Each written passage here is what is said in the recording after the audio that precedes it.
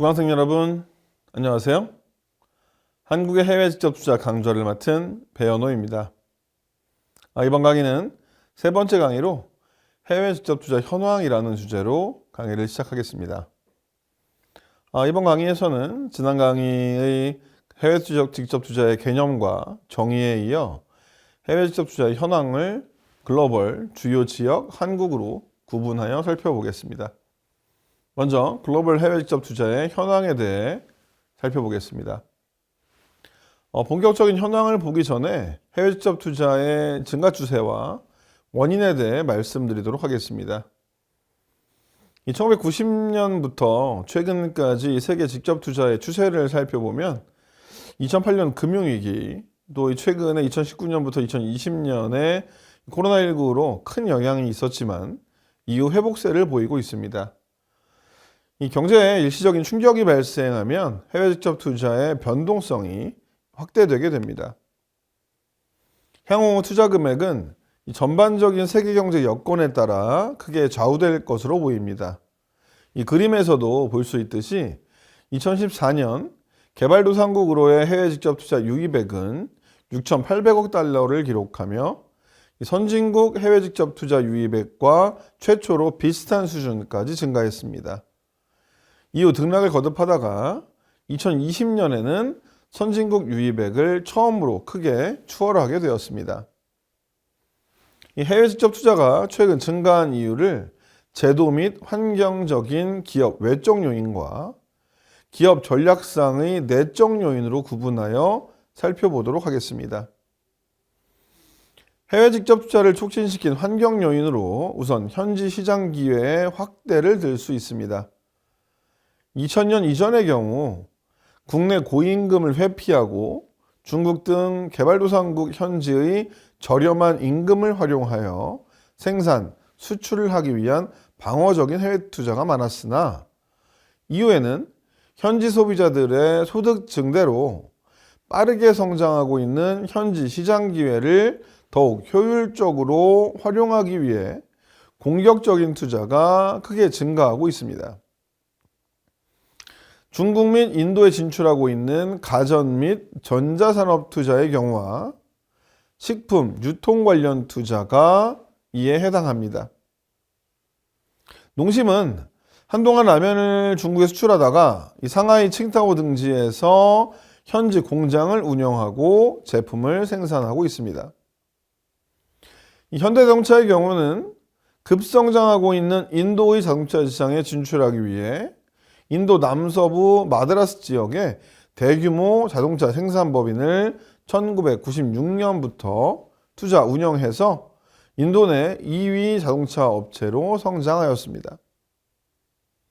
다음으로 투자 유치국 규제 완화 및 투자 촉진을 요인으로 볼 수 있습니다. 기술, 경영 노하우 등 많은 생산 요소의 국가 간 이동이 더욱 자유로워졌습니다. 많은 투자 유치국은 한때 외국인 직접 투자가 국내 산업을 지배하거나 국부 유출이라는 부정적 시각을 갖고 해외 자본 유입 규제를 강화하던 시기도 있었습니다. 그러나 오늘날 한국을 비롯한 대부분의 국가는 해외 기업 유치를 위한 노력을 경쟁적으로 기울이고 각종 혜택을 부여하는 등 외국인 투자에 대한 다른 인식을 갖게 되었습니다. 지난 30-40년간 아시아 국가 중에서 외국인 투자를 가장 성공적으로 유치한 국가는 싱가포르입니다.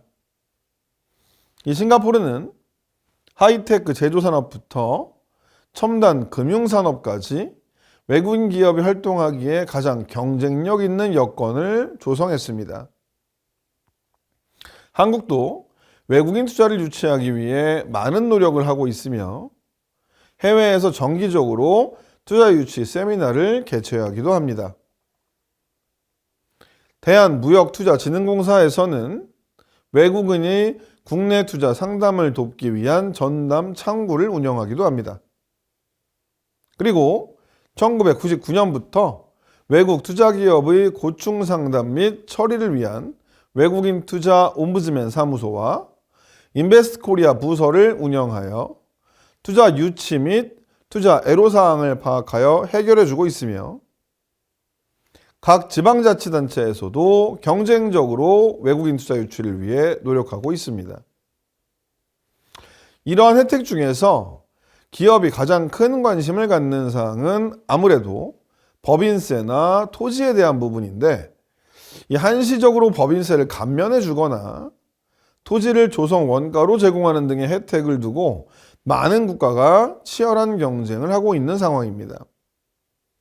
이러한 변화의 이유는 외국인 투자 업체들이 일자리 창출 등 경제 활성화에 중요한 공헌을 할 것이라는 기대를 하게 되었기 때문입니다.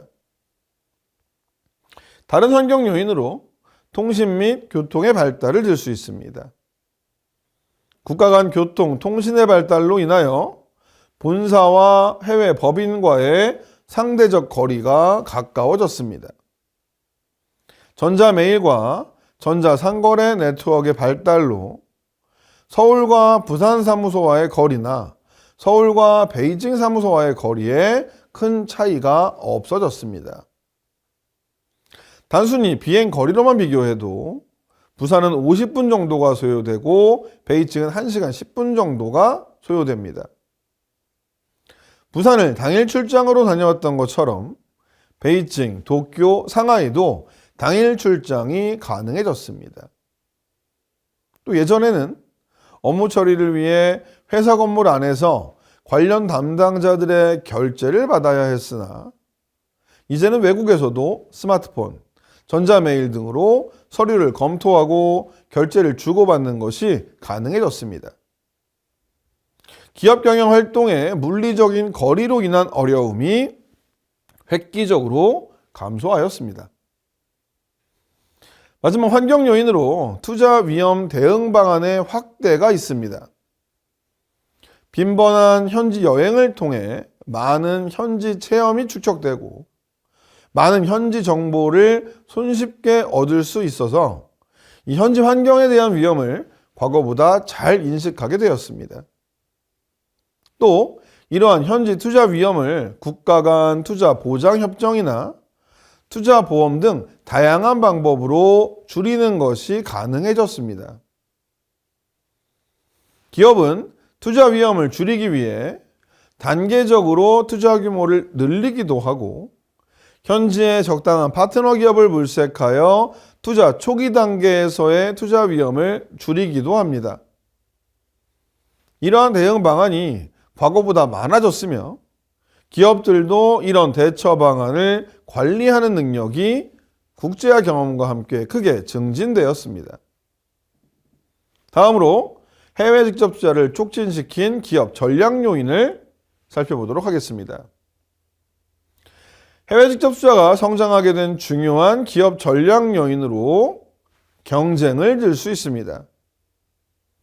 일부 기업들은 내부적으로 가지고 있는 경쟁 우위를 보다 더 빨리, 더 효율적으로 활용하기 위해서 해외 진출을 시도하고 있습니다. 특히 이 패스트푸드, 외식 산업과 같은 글로벌 과점 산업에서 이러한 현상이 두드러집니다. 경쟁 우위의 중요한 원천이 되는 규모의 경제 효과를 짧은 시간에 누리기 위해서는 빠른 해외 투자를 통한 국제화가 요구됩니다. 과거에는 기업들이 몇 개의 선진국에 한정하여 경쟁하였으나 최근에는 선진국, 개발도상국 등 많은 국가에서 기업들이 동시에 치열한 경쟁을 하고 있습니다. 경쟁이 심화되는 과정에서 기업들의 비용 구조도 변하고 있습니다.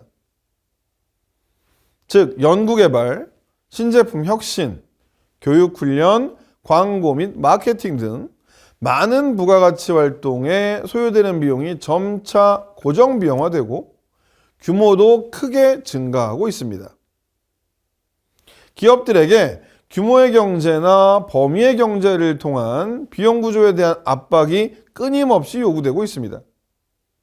따라서 원가 구조를 개선하여 비용을 절감할 수 있는 해외 직접 투자 활동이 증가하고 있습니다. 예를 들면 한국에서 임금 상승 등의 이유로 수익성이 점차 떨어지는 부가가치 활동이나 사업부를 베트남과 같은 인건비가 저렴한 지역으로 옮기는 방어적인 투자로 많이 이루어집니다. 이번 시간은 글로벌 해외 직접 투자의 증가 추세와 원인에 대해 알아보았습니다. 세계 해외 직접 투자의 현황과 추세를 살펴보았으며 해외 직접 투자 증가의 원인을 환경 요인과 기업 전략 요인으로 구분하여 살펴보았습니다. 다음 시간에는 해외 직접 투자의 주요 지역별 현황에 대해 살펴보겠습니다.